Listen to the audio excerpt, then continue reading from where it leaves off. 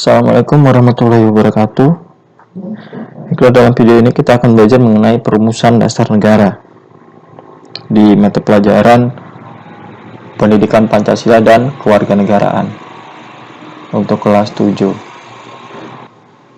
Di video pembelajaran sebelumnya kita sudah belajar mengenai pembentukan BPUPKI. Jadi kita sudah merekonstruksi pembentukan BPUPKI, kapan terbentuknya, tujuannya apa, siapa yang membentuk, serta pelaksanaan sidang BPUPKI. Dalam tujuan pembelajaran mengenai perumusan dasar negara, kita akan belajar untuk mencapai 5 tujuan ini. Yang pertama, mensyukuri perumusan dan penetapan Pancasila, kemudian menghargai, menganalisis, dan melihat komitmen kebangsaan para pendiri negara dalam perumusan Pancasila dan penetapan Pancasila sebagai dasar negara, serta melaksanakan tanggung jawab atas keputusan bersama dengan semangat konsensus tokoh nasional dalam perumusan Pancasila. Sebelum kita masuk ke timeline perumusan dasar negara, kalian perlu ketahui dasar negara itu diibaratkan sebagai sebuah pondasi sebelum kita mendirikan bangunan. Jadi untuk mendirikan suatu bangunan yang kokoh itu diperlukan pula pondasi yang kokoh. Itu sama halnya untuk menjadikan negara itu kuat atau maju itu diperlukan dasar negara yang kuat. Kita masuk ke timelinenya. Di tanggal 8 Maret 1942 itu Indonesia menjadi wilayah pendudukan Jepang. Jika sebelumnya Indonesia itu merupakan wilayah kekuasaan Belanda yang menjajah sampai kurang lebih 3,5 abad, sekarang Indonesia pada tanggal 8 Maret 1942 itu menjadi wilayah pendudukan Jepang. Setelah Belanda itu dikalahkan oleh Jepang masuk mendapatkan pembelaan dari pribumi karena mereka membawa semboyan Jepang Pemimpin Asia, Jepang Cahaya Asia, dan Jepang Pelindung Asia. Karena semboyan itu mereka mendapatkan dukungan dari pribumi, sehingga Belanda dapat dikalahkan oleh Jepang. Namun ternyata semboyan itu merupakan suatu semboyan untuk menarik simpati pribumi saja, tidak benar-benar membebaskan wilayah Indonesia dari jajahan. Tapi Jepang juga melakukan penjajahan untuk mengambil sumber daya alam dan sumber daya manusia. Alam Indonesia itu dijadikan tempat eksploitasi bagi mereka. Jadi kekayaan Nusantara itu diambil oleh Jepang. Kemudian ada pergerakan-pergerakan di berbagai wilayah sehingga Jepang ini menjanjikan kemerdekaan bagi Indonesia. Salah satunya adalah pembentukan BPUPKI di tanggal 1 Maret 1945 sebagai janji kemerdekaan dari Jepang. Di pertemuan sebelumnya kalian pasti sudah memahami siapa saja anggotanya, yang membentuk siapa, dan tujuannya apa.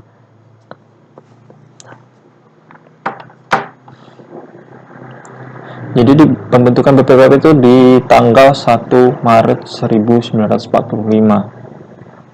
Kemudian di tanggal 29 Mei sampai 1 Juni 1945 BPUPKI melaksanakan sidang yang pertama, yaitu membahas dasar negara.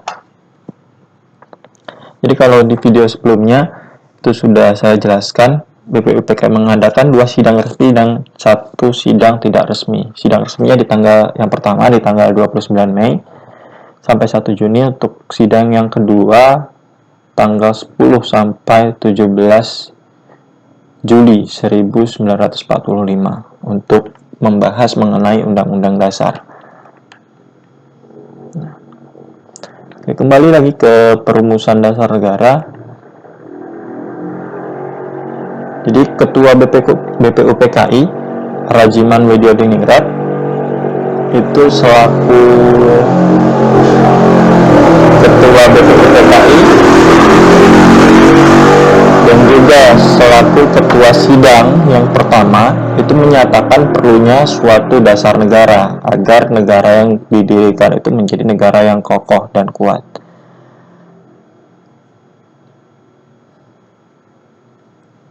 Kemudian dalam sidang pertama itu menyampaikan tentang rumusan dasar negara. Ada 3 orang, yaitu Muhammad Yamin, Supomo, dan Insinyur Soekarno, yang mengemukakan usul mengenai dasar negara. Usulan yang dikemukakan oleh Muhammad Yamin pada tanggal 29 Mei 1945 itu terdiri unsur dasar yang akan merdeka. Yang pertama, perikebangsaan, perikemanusiaan, periketuhanan, perikerakyatan, dan kesejahteraan. Kemudian ada usulan yang dikemukakan oleh Supomo pada tanggal 31 Mei 1945. Itu terdiri dari 5 unsur dasar yang akan merdeka. Yang pertama, persatuan, kekeluargaan, keseimbangan lahir batin, keadilan rakyat, dan yang terakhir musyawarah. Dan yang ketiga itu usulan yang dikemukakan oleh Insinyur Soekarno. Pada tanggal 1 Juni ya. Pada tanggal 1 Juni.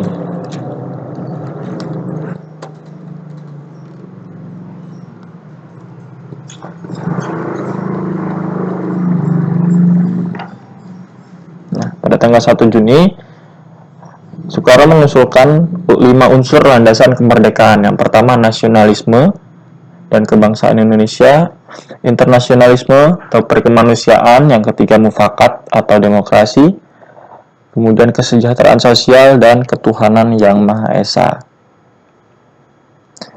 Jadi dari ketiga tokoh pendiri bangsa, pendiri negara tadi, itu walaupun usulnya dalam kalimat itu berbeda-beda, tetapi maknanya sama. Di situ ada ketuhanan, kemudian kemanusiaan, persatuan, kemudian kerakyatan, serta kesejahteraan sosial. Pada intinya 5 poin itu sama-sama dikemukakan oleh 3 orang tokoh walaupun dalam bentuk kalimat yang berbeda.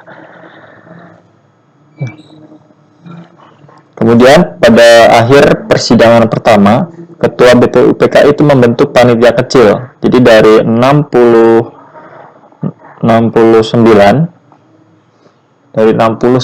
anggota BPUPKI itu dibentuk panitia kecil yang berjumlah 8 orang. Tugasnya apa? Tugasnya untuk mengumpulkan usulan para anggota BPUPKI yang akan dibahas pada sidang berikutnya. Jadi panitia kecil itu dipimpin oleh Insinyur Soekarno, kemudian anggotanya adalah Ki Bagus Hadikusumo, Kiai Haji Wahid Hasyim, Muhammad Yamin, Sutarjo Karto Hadikusumo, A.A. Maramis, Otto Iskandar Dinata, dan Muhammad Hatta.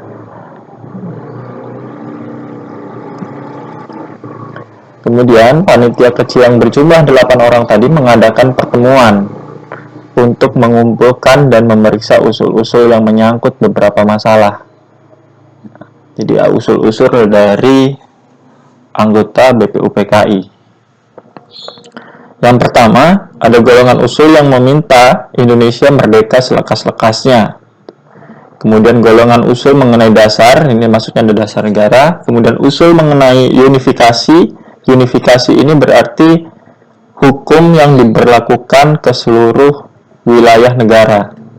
Kemudian federasi, golongan usul yang mengenai bentuk negara dan kepala negara. Jadi bentuk negaranya apa, kepala negaranya disebut apa, itu diusulkan.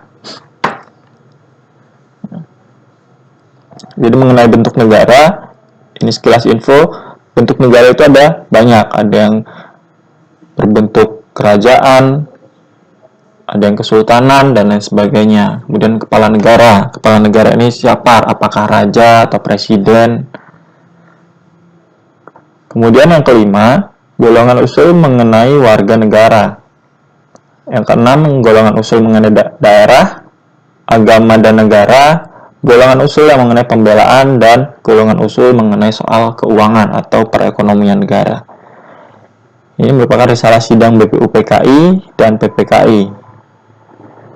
Diterbitkan tahun 1995, halaman 88 sampai 89.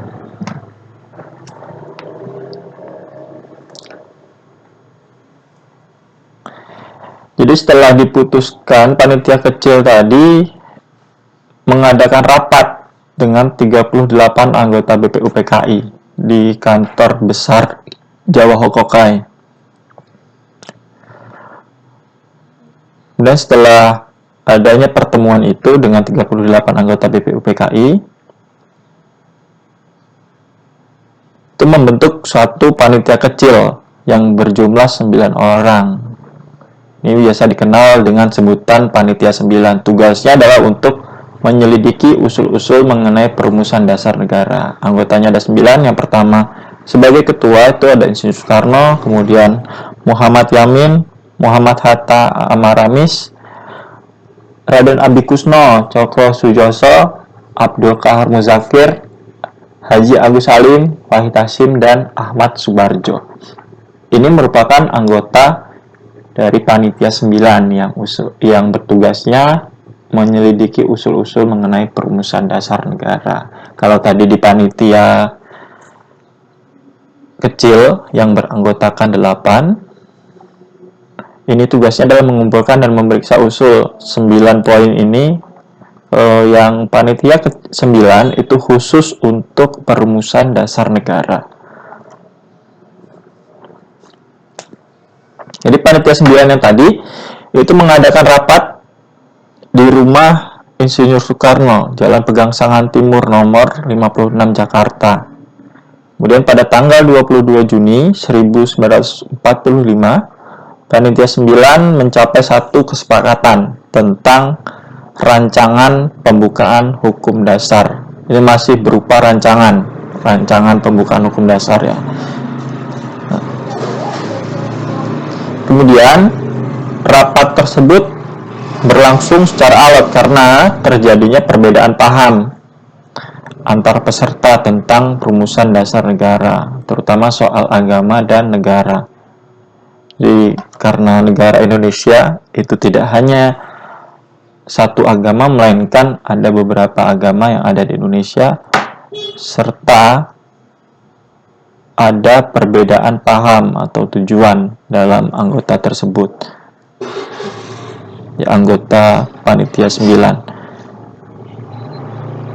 Nah, akhirnya disepakati dalam satu rancangan pembukaan hukum dasar itu dinamakan sebagai Mukadimah oleh Insinyur Soekarno, atau oleh Muhammad Yamin itu disebut sebagai Piagam Jakarta.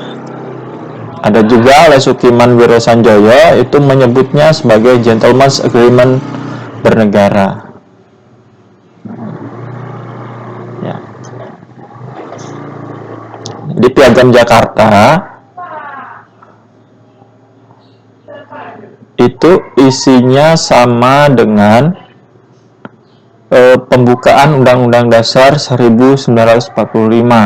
Tetapi di alinea keempat itu yang harusnya ketuhanan yang Maha Esa, tetapi di Piagam Jakarta itu belum dirubah, yang bunyinya adalah ketuhanan dengan menjalankan syariat Islam bagi pemeluknya.